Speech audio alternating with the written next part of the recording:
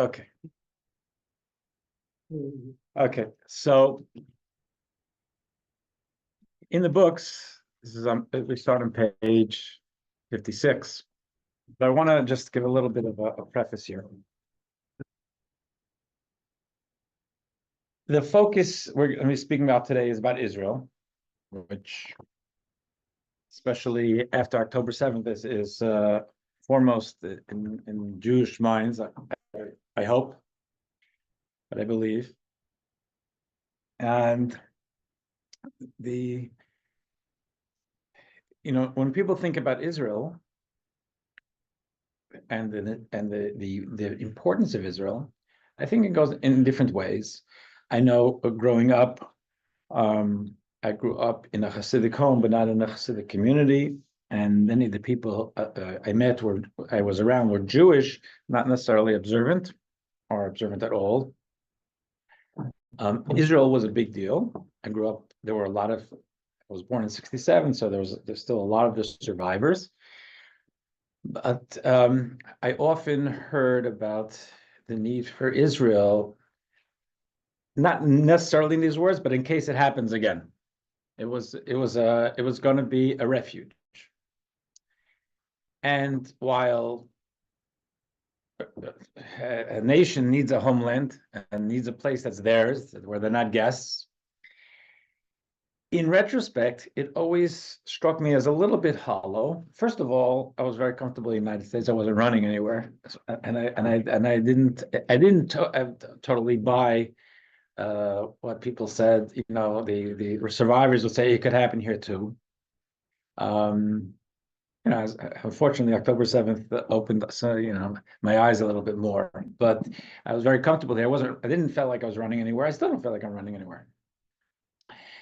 But really, just from my own experience here, I was an observant Jewish boy. I mentioned Israel and the centrality of Israel 3 times a day in my prayers. Every time we thank God after a meal. Israel and Torah, Israel and Judaism were inseparable, part and parcel. But Israel, the value of Israel as being an escape hatch, it struck me as hollow because Uganda would work for that too, or Fiji, or we could find places that actually aren't surrounded by those who hate our guts. Israel, just as an escape hatch, while it is an important, it is an important reality that as a people, it's good to have a place that's ours. That really undersells the value of Israel. And even talking about what Israel has contributed to the world economy and the Nobel Prize winners, all that undersells it also as far as Judaism. And as the Rebbe pointed out, and I see in letters to Israeli prime ministers and presidents over the decades that he was alive, even talking about Israel as starting from 1948 undersells Israel. And the Rebbe used to beg, he had very close relationships with all the Israeli leaders, don't talk about Israel as starting 1948. God gave us Israel thousands of years ago. 1948 was a miraculous new configuration of Israel. First of all, we're back after we've been thrown out for millennia. And now it's a society of Jews, controlled by Jews. That is a miracle, and it's extremely important. But to talk about it from 1948 begs the question, well, who had it in 1947? Where'd you take it from? And the Rebbe wrote that. So why are you doing that? 1948 was the beginning of a new phase of thousands of years of our ownership. We didn't have occupancy because people they threw us out, but it's been ours. And a point that I didn't hear explicitly made by the Rebbe, but certainly his words pointed in this direction. Before this latest rabid permutation of Islamist thinking,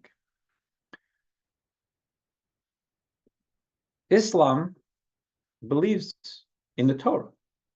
They believe that Muhammad and the Quran shifted things like Christians believe about the New Testament. But the New Testament is firmly grounded in the Torah, and Islam is firmly grounded in Torah. Israel and New Testament, Old Testament is grounded in Torah. New Testament is grounded on the Old Testament. Absolutely. The Muslim Islam calls it, they don't call it Old Testament, they call it Torah. They call it by that word. Moses is to them a prophet. So another, Jesus. correct. So now, if you're looking at what we call the Torah, Christians call the Old Testament,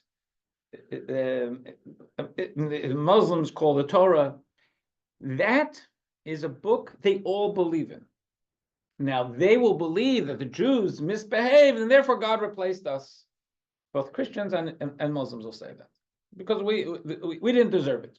But they all believe that there were, every single Jew at the time was standing on a mountain called Mount Sinai, and God gave us the Torah and we're the Jewish people. They all believe that.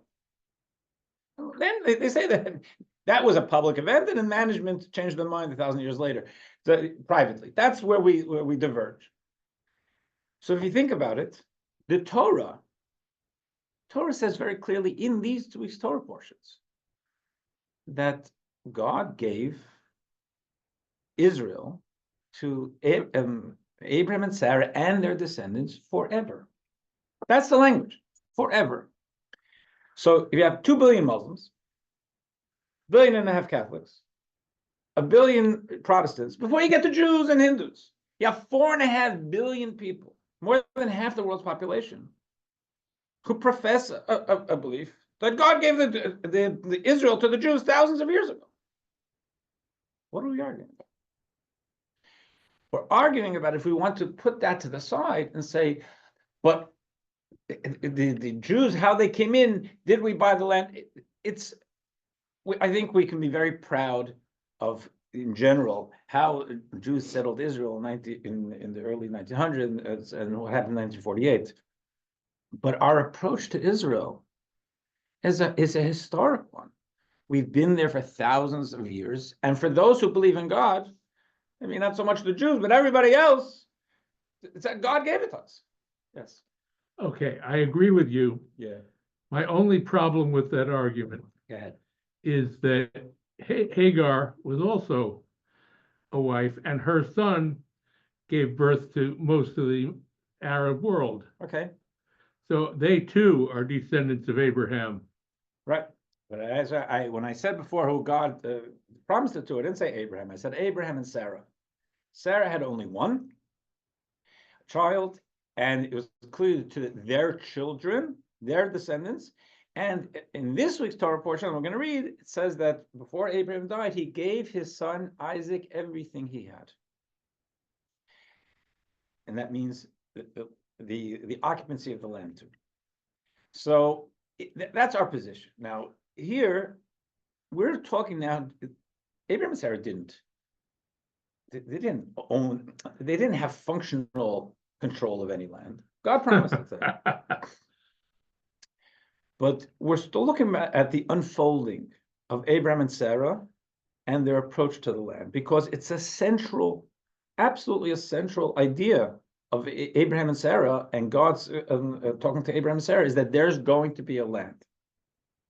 Last week's 2 weeks ago, the Torah reading, the first introduction, first time God reaches out to Abraham, he says, "Leave your land to go to the land I will show you." That's the first thing. Not that I'm going to give you mitzvahs, not that I'm going to give you Passover, not that I'm going to give you the Shabbos candles. I'm going to give you a land. It's front and center. So we're going to unpack that a bit. I think someone just asked a question. Let me just check this here a second.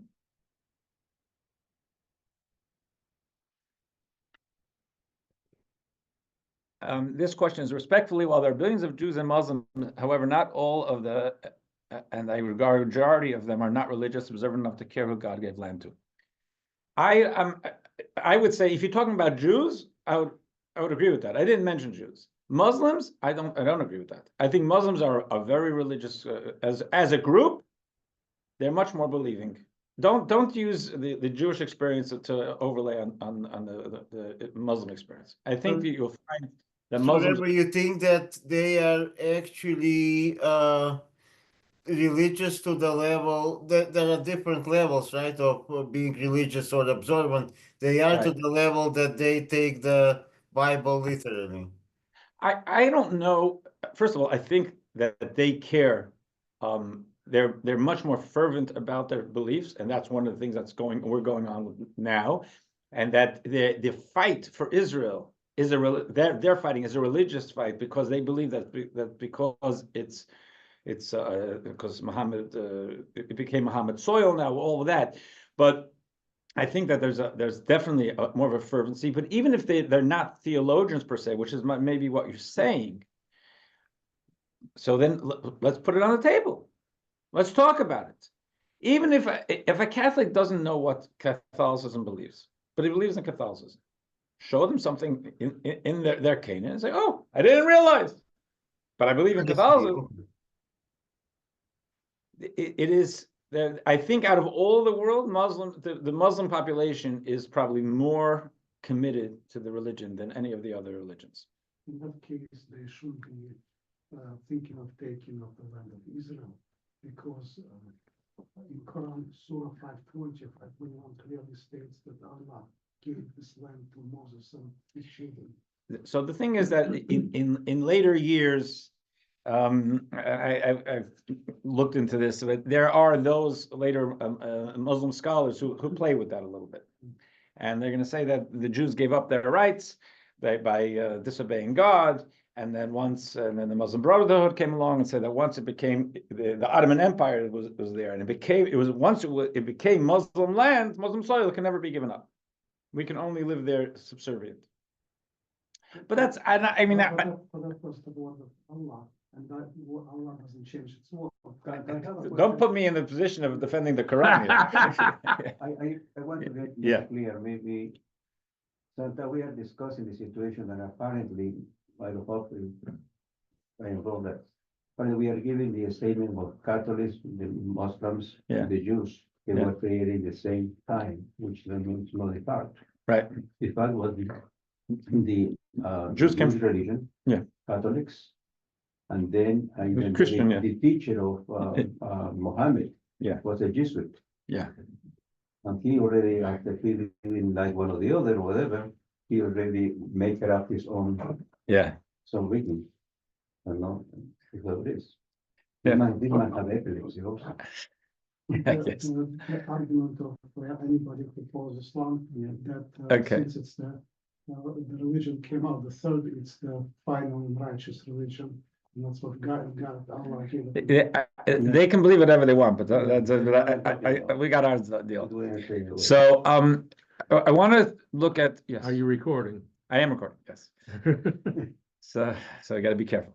Okay, so now we want to look at the Parsha overview, and we're going to be talking about Israel and how it's presented in the Torah. Once again, like in this past few weeks, we're going to delve into a Rashi. Rashi is Rabbi, the commentary of Rabbi Shlomo, the son of Yitzchak, from the 11th century in France, primary commentary in the Torah. I don't know if we got together on a Sunday morning to study the science of Rashi. Maybe you did, because then we could use the whiteboard.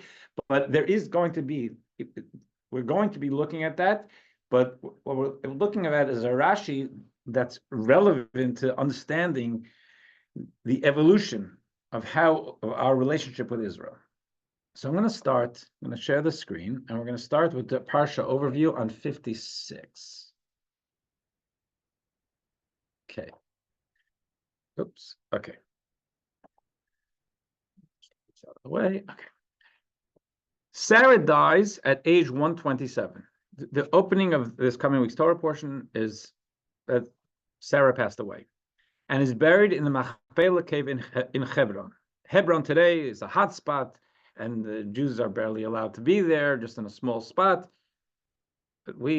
Abraham bought the cave that's now sacred to Jews and to Muslims in Hebron thousands of years ago. It's not a disputed spot in our mind, which Abraham purchased from Ephraim the Hittite for 400 shekels of silver. Abraham's servant Eliezer, and remember that name, Eliezer was his servant, or like his chief of staff. He's going to be relevant now to the conversation we're going to have for the next 45 minutes. So he sends his servant Eliezer, laden with gifts, to Haran, to Turkey, Syria area, where Abraham comes from, to find a wife for Isaac. So they are in Israel, in Canaan. He's saying, I need to find a wife. There are plenty of girls around here. I want to go back. We want you to go home to my homeland to find a wife for my son. At the village well, Eliezer asks God for a sign. When the maidens come to the well, he will ask for some water to drink. The woman who will offer to give his camels water to drink as well shall be the one destined for his master's son. Rebecca, the daughter of Abraham's nephew Bethuel. Okay, so this is a great niece of Abraham's, appears at the well, and a cousin of Isaac's, passes the test. She doesn't know what's going on, but she offers the camels water too. Eliezer is invited to the home, where he repeats the story of the day's events. Rebecca returns with Eliezer to the land of Canaan, where they encounter Isaac praying in the field. Isaac marries Rebecca, loves her, and is comforted over the loss of his mother. At the end of the Torah portion, Abram takes a new wife, Keturah or Hagar, depending on, we're not sure exactly their opinions whether she's the same person, and he fathers 6 additional sons. But Isaac is clearly designated as the only heir. Abraham dies at age 175, and his 2 eldest sons, Isaac and Ishmael, bury Abraham next to Sarah. Okay. So now, we're going to go into the Torah portion here. And I just want to give you a little bit of the framework. Abraham buries his wife. His son is 37 years old. Son is actually at this time is 40 years old. And he wants to, so even in those days, they got time to get married. Go, the biological clock is ticking. I want you to get married. So what does he do? Instead of looking around his neighborhood, and he was very well known, he was an important figure, public figure in Canaan, Abraham.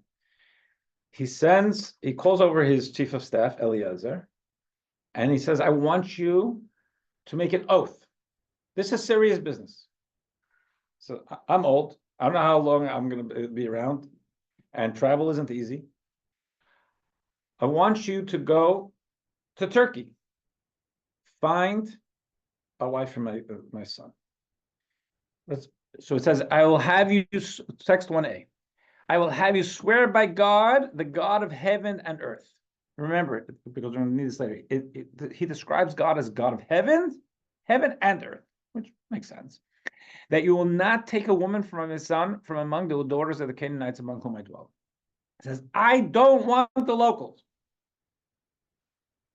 Now, these are the whole world is idolatrous. So there's idolaters, those are idolaters. Go there. I don't want my son to marry a local.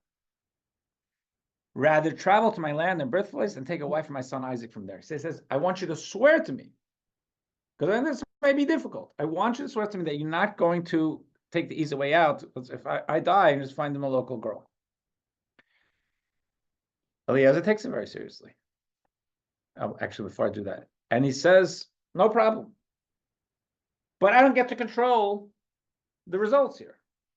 What if a girl says, I don't want to go to Canaan? Should I bring him there? No. I want him here.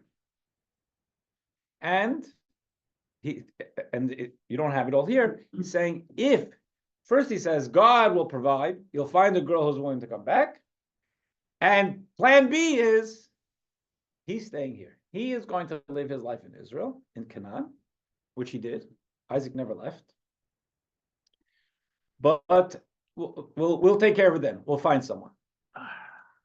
So he asks, it's a totally legitimate question. Eliezer says, what if she doesn't agree to come here?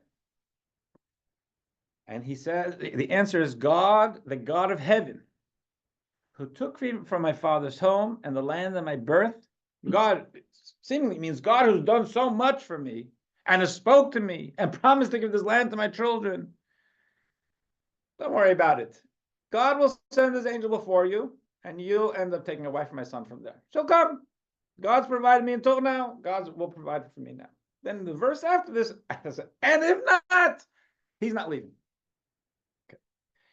You notice the nuance between 1a and 1b is that on 1a, Abraham calls God the God of heaven and earth, and text 1b, it's just the God of heaven. Right? There's no God of earth. Now, again, for the first part of this, we're going to delve into the text of Rashi, and then we're going to go more into general conversation about Israel. Rashi his job is to make it fluid for a child, the text. So he only asks questions that a child might ask. A child who's paying attention could totally ask this question and say, 1 second. The verse before he says, 2 verses before, he says heaven and earth. And now it's God of only heaven. Why did he leave out earth? Right? If every word of Torah is so important, so carefully calculated. So Rashi goes on, answers. He jumps on it. And this is the Rashi. First of all, every Rashi, it doesn't show up well here. Every Rashi in the Torah, he starts off by quoting a word or words from the scripture, and then he goes into his interpretation. It's a caption, a leading caption. What is his caption? He says, God, the God of heaven, who took me from my father's home. And he's going to explain why. He's going to note, it doesn't say earth. And why doesn't it say earth? Interestingly, Rashi doesn't, the only question here for the child is, why does it say God of heaven? When before it's God of heaven and earth. Who took me from my father's home seems to be irrelevant. And it's important because Rashi wrote, this is all Rashi's handwriting. Rashi, he chose the extra words from the verse that as a caption. It says, but Abraham did not add the words and the God of earth. Whereas earlier in verse 3, he said, I'll have you swear. He's using, even though Rashi is so concise, he's using more words to ask a very simple question. Why did he leave out heaven? The child knows, 2 verses before, he mentioned heaven. But he goes into a little bit more uncharacteristic verbosity. And then it says, Abraham told Eliezer, today he is God of heaven and earth because I made him familiar in the people's lexicon.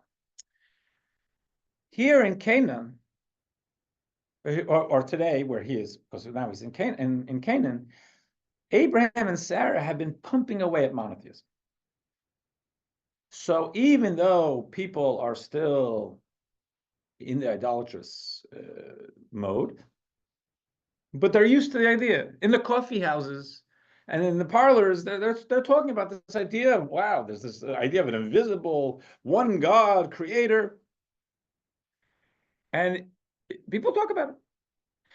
However, when he took me from my father's home, there in Turkey, there God is only God of heaven. I didn't have traction. I believed in God, but the awareness of God on earth wasn't there. Not of earth, because humanity had yet to recognize him, and his name was not popular. Okay. Yes. You mentioned about Turkey, That's where. because he came from Ur, or he was belong to. Well, it's interesting. He came Ur and Haran.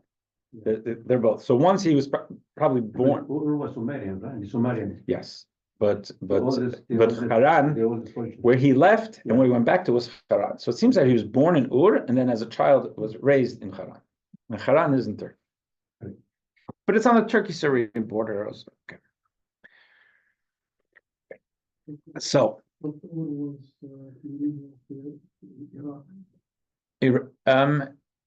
yeah.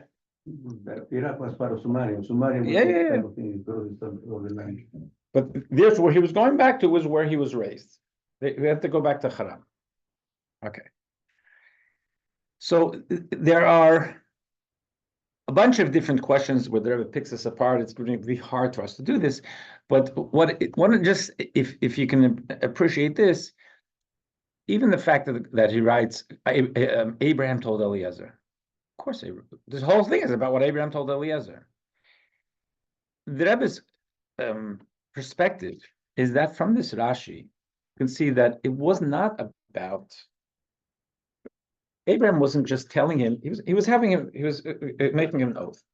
He didn't get into a history lesson with him, saying, by the way, back in Haran, we weren't able to get people into a consciousness of God, and now we are. It's not relevant. Go find me someone for my daughter, for my son. What's the Abraham told Eliezer, saying there was a conversation that the Torah is not telling us about, but that is being hinted at. And I'm sorry. So, and maybe before we get to that, the way the Rebbe puts it, he said should be a simple question. If Canaan is such a nasty place that you don't want a daughter-in-law from here, why do you want him to live here? If Haran is such a good place that we have to go all the way there to find a daughter-in-law, what's the big deal if he goes to live there? Right? And that's what the Rebbe says. That's the question that Rashi is trying to address. What is the balance? We want Isaac and his family to be in Canaan, but not to be of Canaan at this point. They come from there, but there's something about this culture where it's okay to live, but not to marry. So let's take a look at this.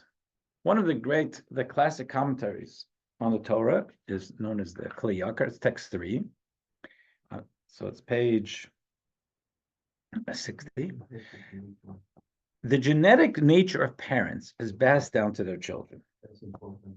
This only concerns the negative habits. I mean, it could be positive also, but here we're talking about on the negative side of the ledger, just as such as overeating, lust, greed, envy that derive from our corporeal nature.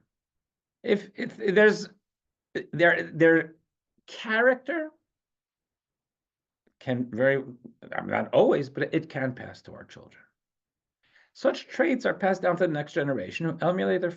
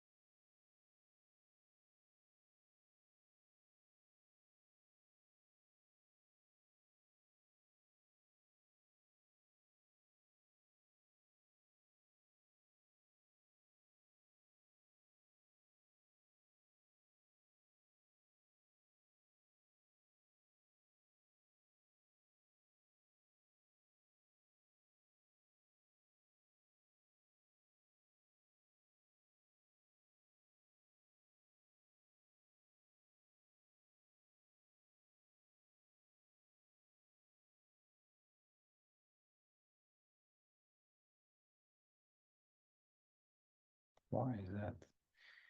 Okay. Isn't electronics fun?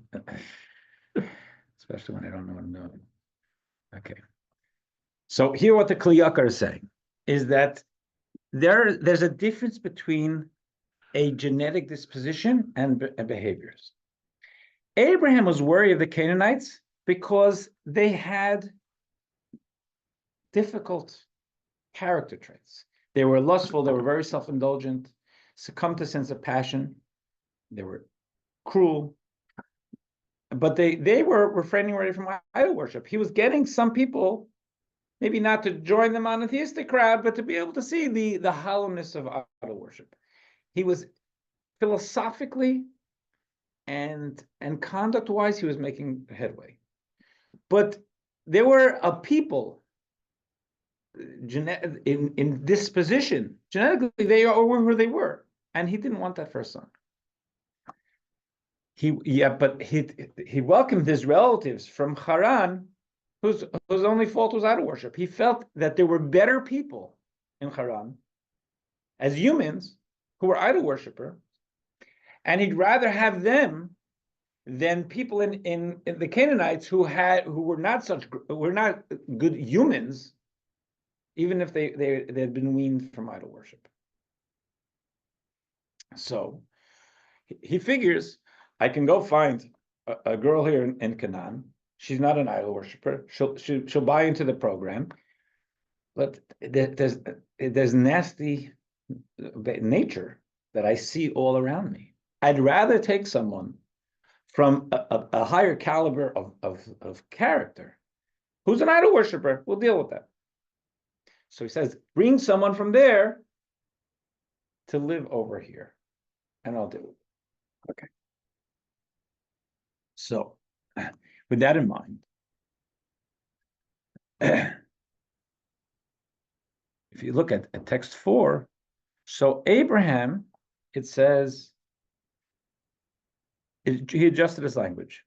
Earlier he said God of heaven and earth, now it was just God of heaven. And this discrepancy holds the answer to Eliezer's question. When Abraham was saying, I want you to swear by the God of heaven and earth, why don't you just say by God?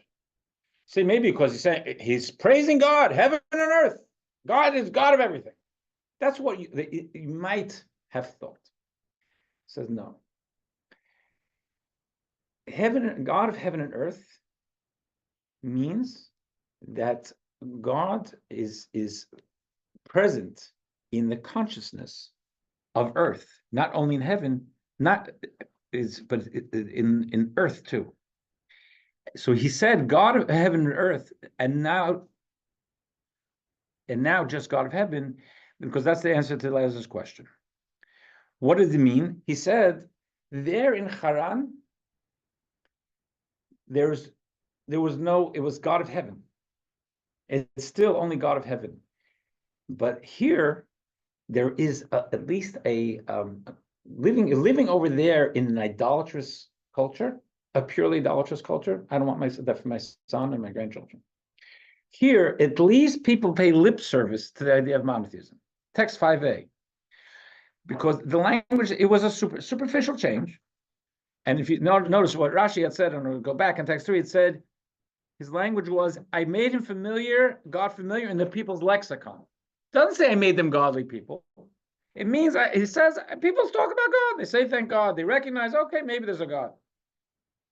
It was a superficial change, but it was a change. At least the environment was not so intensely idolatrous. It says, I only made God familiar in the people's lexicon. They changed their manner of speech, but they did not change their habits and behavior. So we'll go more, I'm sorry, to 5a. Because it's superficial change, I only made God familiar in the people's lexicon. They changed their manner of speech, did not change their habits and behavior. Now we're going to wrap it all up and move into the Israel thing in general. And this is from the Rebbe. When Abraham called out there in the name of God, God of the world, God became God of the earth, or at least part of the lexicon on earth. However, this only began in Israel after God took Abraham from his father's home. Before the time, God's name was not familiar on earth. It follows that in his father's home, God remained as he had always been, God of heaven, but not of earth. in that region, they did not recognize God. His name was uncommon among them. Okay, so the bottom line of what Abraham was telling Eliezer, and then we're going to move away from Abraham and Eliezer per se, is he's saying Israel at this point, Canaan, is a place where there's some God consciousness. Not great, not powerful, superficial, but at least there's some God consciousness. Other places in the world, there's no God consciousness.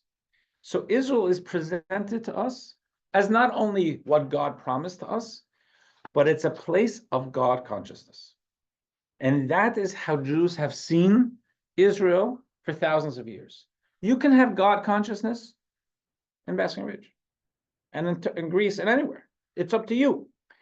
But the question is there a land which is more open to it, where the reception is better, where there's more of an alignment with godliness, and what is being presented?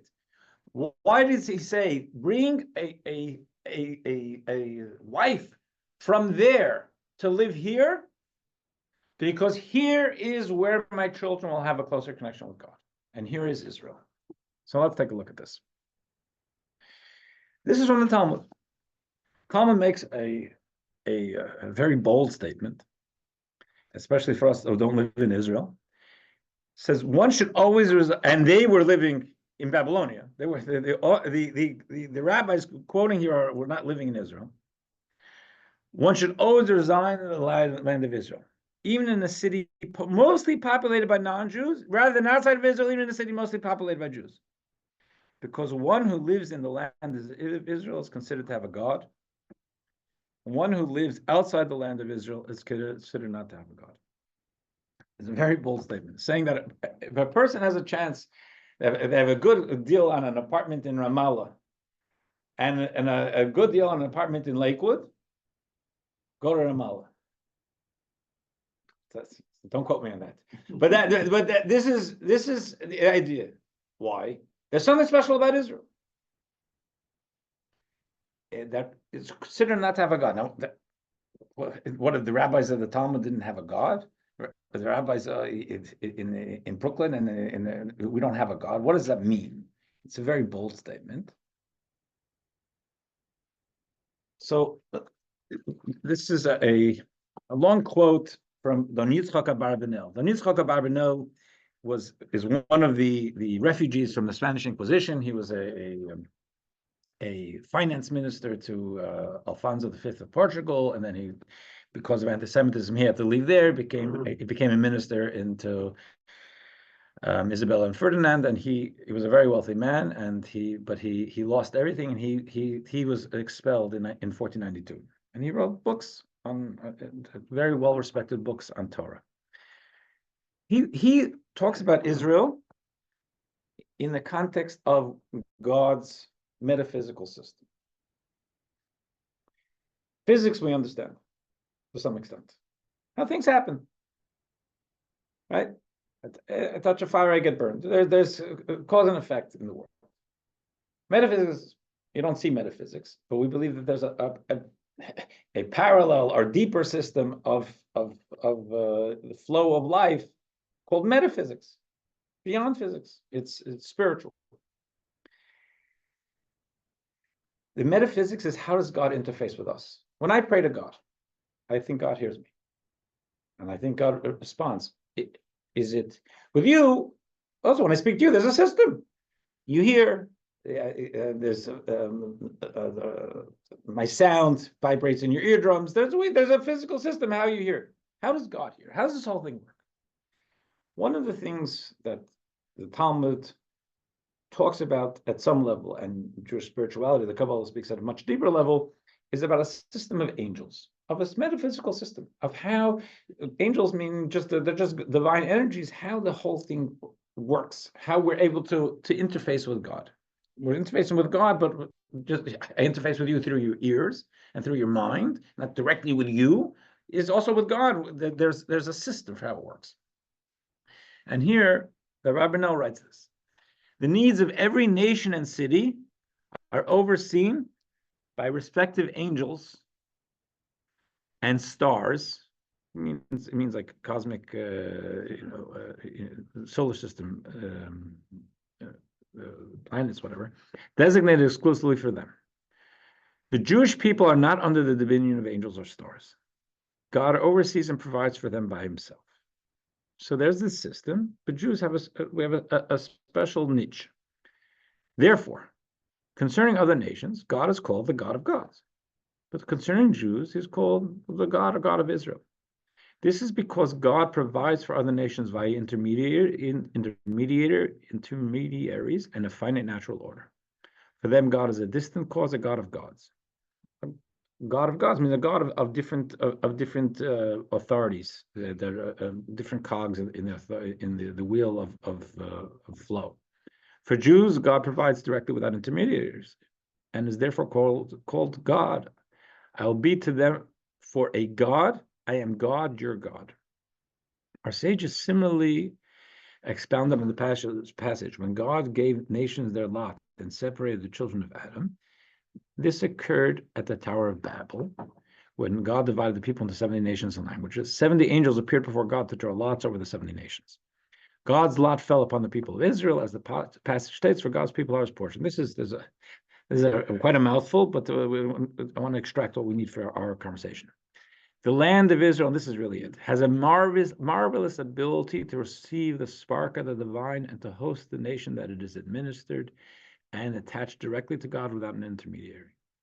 Other lands are unable to host and tolerate such intense sanctity. It was therefore necessary that God give his chosen land to his nation Israel, the land that he looks after constantly. His eyes are always upon it.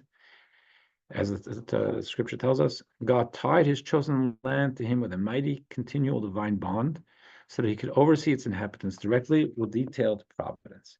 This is not the case with any other land. 1 second, a little further. The history of this land attests to its continual sanctity. We're on 65. Adam and Eve were created and buried in this land. God directed Abraham to leave his homeland to journey and reside in this land. The binding of Isaac occurred in this land. The constant miracles that occurred in the Holy Temple took place in this land. The laws of sabbatical and jubilee, during which ordinary produce becomes sanctified, are exclusive to this land. There are a lot of mitzvahs that are not, the agricultural ones don't apply outside of Israel. Our sages taught that those who live outside of Israel are considered to have no God, which means this is because the land of Israel is not under the dominion of the celestial ministers, but exclusively directed by God. Those who reside outside of Israel elect not to be administered by esoteric providence, but by the providence of angels. Thus, our sages compared it to idolatry. So, the Yitzchak Abarbanel says it's not you have no God, but you don't have the clarity and the singularity of the relationship. Living in New Jersey, of course, you have God, but then you got to work through the general system. And in Israel, there's a closeness that's unique to Israel, and we believe that, even as we live here. That Israel is special not because it's an escape, only because it's an escape hatch, but because being in Israel, we relate differently to God. God relates differently to us. There's a clarity of the relationship. And if you want to take a look in another verse in Genesis, before this, it says, I will give you and your children, God had told this to Abraham 2 weeks ago to our portion, I will give you and your children after you the land where you currently sojourn, the land of Canaan, and I will be to them for a God. Now, the language he uses for God in the Hebrew is like a God of nature. So why does he use that?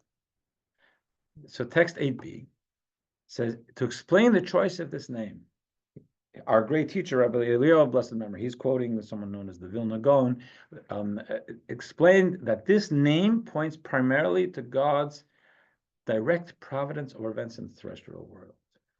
God of nature. We look at nature as nature, and God's up there. In Israel especially, you see God in nature, that God is the God of the earth. That we're much more positioned to not see God as something up there and ethereal, but to feel God in our lives. And here they bring in this is, seeing things as miracles is up to our own assessment usually. But they brought in here text 9, an open miracle in Beersheba. This is more recent now. This is supposed to be like exhibit A of how God's hand is seen more openly in Israel.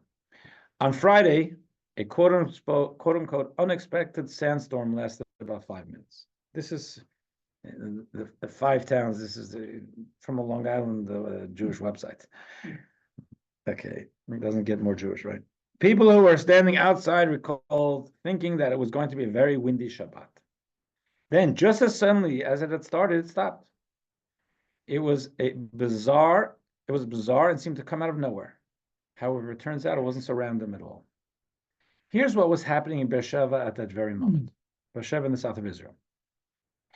Beersheba hadn't heard a siren in months. The parks were full of kids on Friday, as is common before Shabbat. Suddenly, out of nowhere, a huge gust of wind hit, sending sand flying everywhere and forcing everyone to head home. Just 10 minutes later, a siren sounded. 5 rockets were launched at Beersheba. One landed in a playground that had been full of kids just 10 minutes earlier, causing massive damage. That random gust of wind sent by God saved their lives. Now, This has happened recently, yeah, because I was reading about they having a community with a lot of kids and everything. Yeah. Putting a lot of things, and they were Yeah. having competition, and everywhere right. they finish early, and then. Yeah, and again, it's a little tricky to start applying the term miracle to I said definitely say thank God that it happened. I don't know God's bookkeeping, but here the idea is that in life I think we see God's hand in our lives all the time, and in Israel even more so.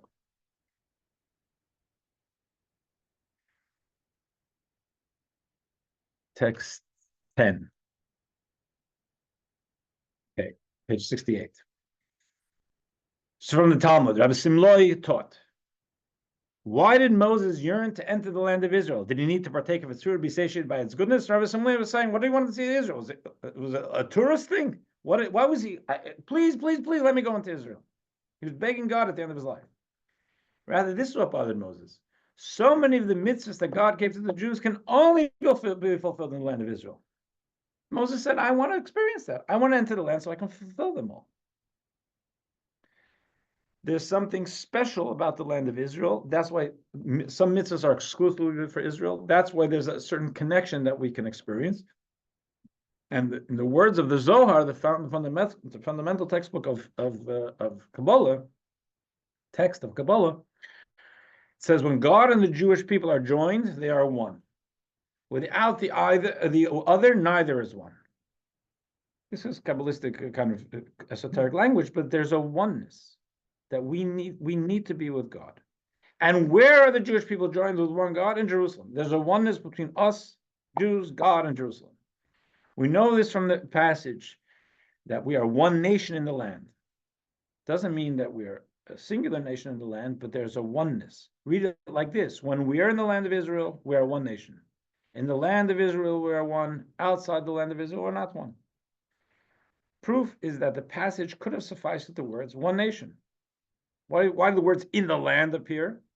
Because we're one nation in the land, to teach us that we're the only one when we're in the land of Israel. And there's a certain oneness that Israel, again, it's individual. But being in Israel, even though I live here, and I plan on living here until Mashiach comes, but the fact is, not that I don't want to be in Israel, I got work to do. But there's a certain groundedness being in Israel, in our land and in a Jewish land. It's just different. Again, totally anecdotal, and I don't like to make believe I know God's bookkeeping or even people's what's going on in people's minds. Many years ago, it's just brought to my mind. Many years ago, I think it was 2005. I went with a family for a family bar mitzvah, a local family that had never been to Israel. So for the bar mitzvah, we went to Israel.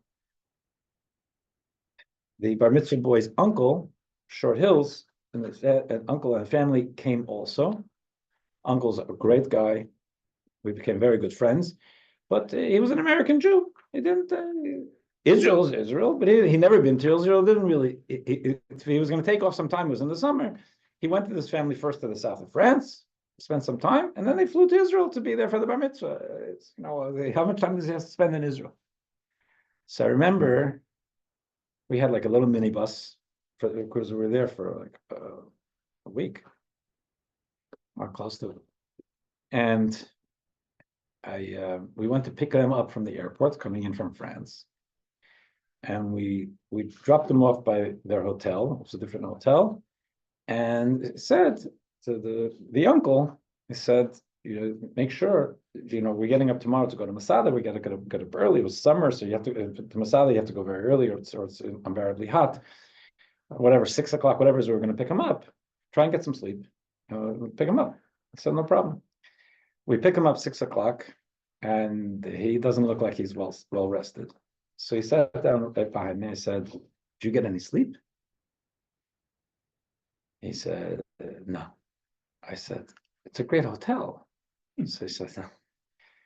He said, I'm still processing it." He said, I'll talk to you. I'll talk to my family later. But he said, we went upstairs. Everybody went to the rooms, put down their bags, and I think, I'm in Israel. I've never been here. I want to see it a little bit. He was only going to be there for like a day and a half. So he said, I know that there's a wall that they speak about. And he really had no clue. He said, no, there's a wall. So I said, well, go see it. So he asked at the desk, how do I get to the wall? And they said, go there, they gave him directions. So he started walking. He's a big guy, so he wasn't afraid. He didn't realize that he should have been afraid a little bit. He says, and I was walking and I got a little lost. And then I saw some yeshiva boys there.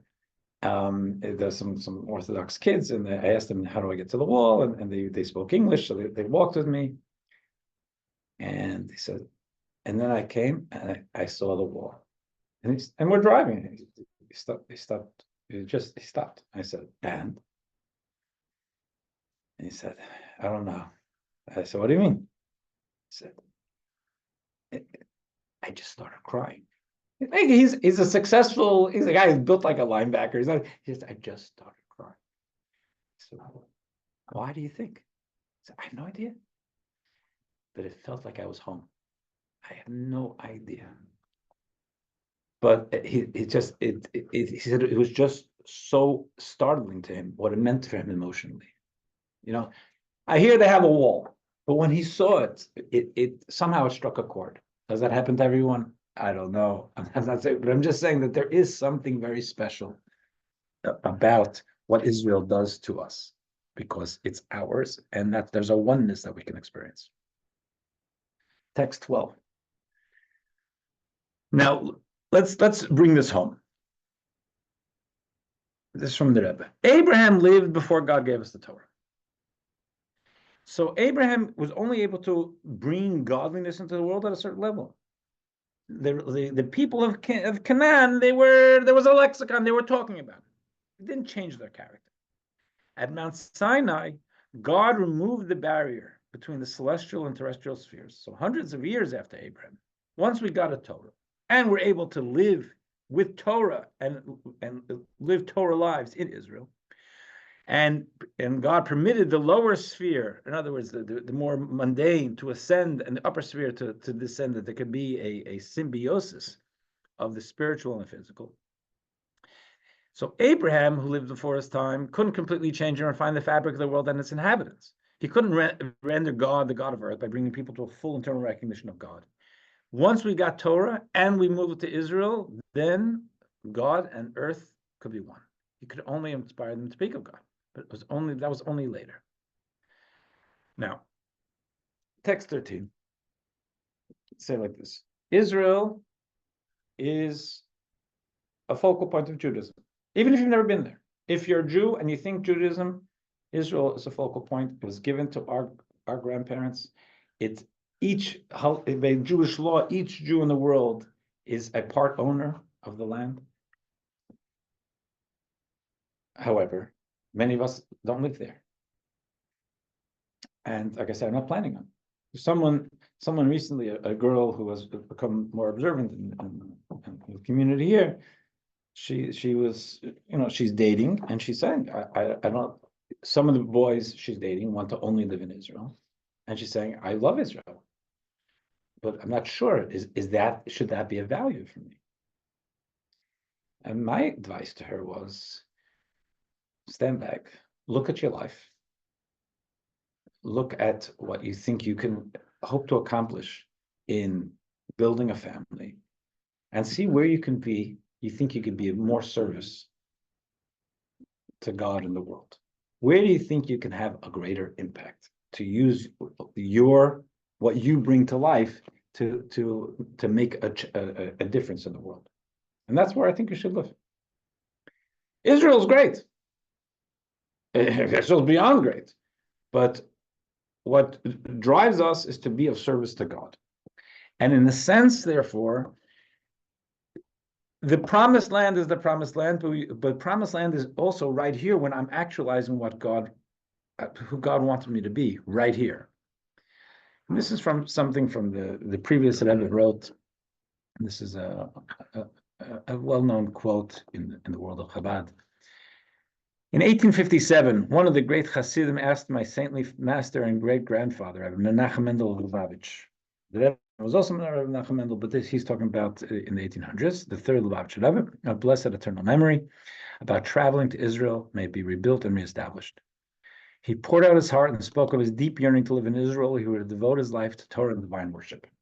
So the Rebbes always were obviously with Israel, and even in times of Russia with the poverty, they were raising money for Jews in Israel. Actually, they got into a lot of trouble because that was one of the reasons the Tsar imprisoned the founder of Chabad, because sending money to the Ottoman Empire was seen as a problem for the Russians. Here, what did the Rebbe reply to him? We must transform this place into the land of Israel. Render this place the land of Israel. In Yiddish, it's Machda Eretz Yisrael. Make this place Israel. He was telling this specific follower, you have work to do here. Where are you going? You're going to go there to study and pray? That's gewaldic. That's wonderful. What about things that you need to accomplish here? I witnessed a number of people, usually rabbis, as they would get older. One rabbi, I'm thinking specifically, not Chabad rabbis, but Orthodox rabbis. And they come tell the Rebbe that I'm getting old, I'm retiring, I want to go to Israel. The Rebbe said, what are you going to do in Israel? You have all your students here. You have a community here. They need you. Be impactful. You're going to go now seclude yourself in prayer and study? What about the community that you built for decades? So it doesn't mean not undervaluing the beauty of living in Israel, but not all of us have that place as our journey. Now, in the times of when Mashiach comes, then it says we all go to Israel. But there, the Medrash tells us, when Mashiach comes, Jerusalem will be the size of the land of Israel, and the land of Israel will be the size of the entire world. It says in the times of Mashiach, the whole world will have the status of Israel. Now, maybe we're going to want to go, should we go to Jerusalem? But there's a land that's actualized in its connectedness with God and purpose. That's the Israel. And if we can actualize it here in New Jersey, right now in our situation, that's as good as it gets. Here are the key points. It says Abraham wanted a daughter-in-law from among his relatives because of the pure natural traits that were common in his family. Number two, he didn't want his son to live among his relatives because they lived outside of Israel, where paganism was still rampant. Number three, during his years living in the land, Abraham made the name of God a familiar household name in Israel. Number four, this continues to be true today. God is more manifest and we are more connected with God in Israel, and God, that's an extra comma there, in Israel than anywhere else. When God gave us the Torah, number five, he enabled us to spread his consciousness the world over. When we complete this task, Mashiach will come. At that time, the world will be as holy as Israel is today. Okay, so if there are any questions, comments, Question. yes. Abraham was supposed to be, is a survivor, because he was supposed to be dead. Abraham lived through a few His people father trying to was- kill him. I Yeah. think his father was a Christian. Who? His father? Well, his father was part of it. Yeah. So Yeah, he needed a lot of therapy. So he knew, Yeah. he survived, so he knew he had a mission. That's right. But we all have a mission. Yeah. And we don't, and When you have a mission, yes. nothing stops you. Yes, and sometimes people who survive, they think, okay, I'm alive for a reason, but we're all alive for a reason. We shouldn't have to go through harrowing incidents. All right, and not see you next week, God willing. Thank you, Rabbi. Well, bye-bye. Thank you very much, Rabbi.